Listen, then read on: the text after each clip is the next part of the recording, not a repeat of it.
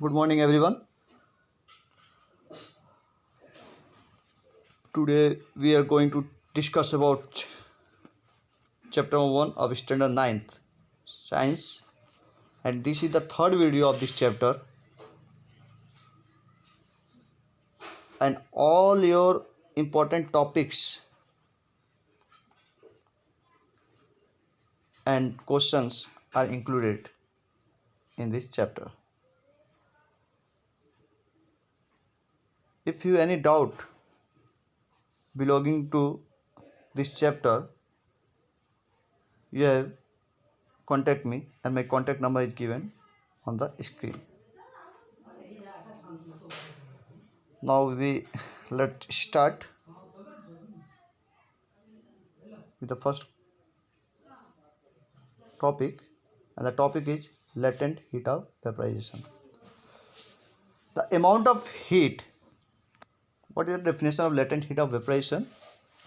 The definition is the amount of heat required to change phase from liquid to vapor at constant temperature is known as latent heat of vaporization. Heat का वो amount जो requirement होती है, मतलब heat की उस amount की जिसकी रिक्वायरमेंट होती है लिक्विड से वेपर में कन्वर्ट करने के लिए कांस्टेंट टेम्परेचर में, मतलब टेम्परेचर चेंज नहीं हो रहा है, वो कांस्टेंट है।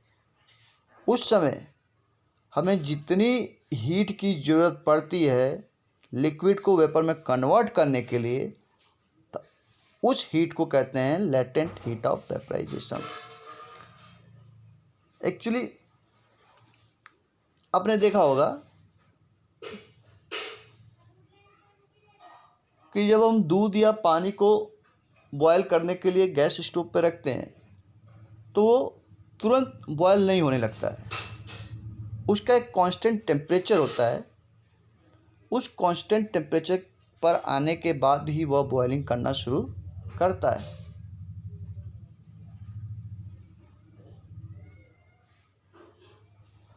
उससे पहले, उस कांस्टेंट टेम्परेचर में पहुंचने से पहले जो हम अमाउंट ऑफ हीट उसको दे रहे होते हैं, वो अमाउंट ऑफ हीट से उस लिक्विड का टेम्परेचर इंक्रीज करता है।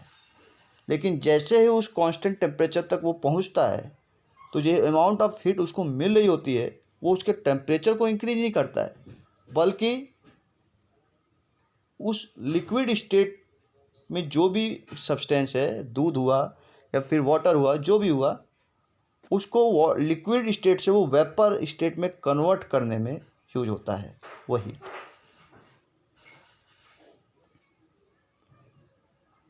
तो amount of heat which is required to change liquid to vapor at constant temperature is known latent heat of vaporization. That means constant temperature में लिक्विड को vapour में convert करने के लिए जितने हीट की रिक्वायरमेंट होती है उसको कहते हैं latent heat of vaporisation. Now your next topic is latent heat of fusion. The amount of heat required to change phase from solid to liquid at constant temperature is known as latent heat of fusion। मतलब solid से liquid में convert करने के लिए कोई भी substance है उसको सॉलिड से लिक्विड में कन्वर्ट करने के लिए कांस्टेंट टेम्परेचर पर जितने अमाउंट ऑफ हीट की रिक्वायरमेंट होती है उस अमाउंट ऑफ हीट को लेटेंट हीट ऑफ फ्यूजन कहते हैं। ठीक वैसे ही है जैसे लेटेंट हीट ऑफ वेपराइजेशन था। लेटेंट हीट ऑफ वेपराइजेशन में क्या था, लिक्विड को गैस में कन्वर्ट कर रहे थे, और लेटेंट हीट ऑफ फ्यूजन में होता है सॉलिड को लिक्विड में कन्वर्ट करते हैं। हम किसी भी सब्सटेंस को, सॉलिड सब्सटेंस को जब भी हीट देते हैं तो स्टार्टिंग में जो हीट दे रहे होते हैं उससे उसका टेम्परेचर इंक्रीज करता है। लेकिन एक कांस्टेंट टेम्परेचर में पहुंचने पर हर एक सब्सटेंस का एक कांस्टेंट टेम्परेचर होता है जहाँ पर वो पहुँचने पर वो उसका टेम्परेचर इंक्रीज नहीं करता है, बल्कि जो हीट उसको बाहर से मिल रही है वो सॉलिड से उसको लिक्विड में कन्वर्ट करने में लग जाता है। मतलब वो अमाउंट ऑफ हीट जो सॉलिड से लिक्विड को कन्वर्ट करने में रिक्वायरमेंट होती है कांस्टेंट टेम्परेचर में, उसे कहते हैं latent heat of fusion. Now some important questions जो आपको एग्जामिनेशन में आ सकते हैं गिव रीजन्स हेडिंग में, उसके बारे में हम डिस्कस करेंगे। First question is give reason का, a gas fills completely the vessel in which it is kept. एक गैस किसी अगर वेसल में हम रखते हैं तो उसको पूरी तरह भर देता है। क्यों? इसका रीजन क्या है? तो there is more intermolecular space between the particle of gases, so the particle of gases fills the vessel completely in which it is kept. हमको मालूम है गैसेस के पार्टिकल के बीच में जो इंटरमॉलिक्यूलर स्पेस होते हैं वो बहुत ही ज़्यादा होते हैं, और जब उनके पार्टिकल्स के बीच में इंटरमॉलिक्यूलर स्पेस ज़्यादा होते हैं, इसकी वजह से हम उनको जिस वेसल में डालते हैं, जिस कंटेनर में डालते हैं, उसी कंटेनर को वो पूरी तरह फिल कर देते हैं, भर देते हैं। Now your next question is, a gas exert pressure on the container. क्यों एक गैस जो होती है वो कंटेनर पर प्रेशर क्यों डालती है? तो answer is, we know that the particles of gas moved randomly and due to this continuously random movement the particle of gas exert pressure on the container.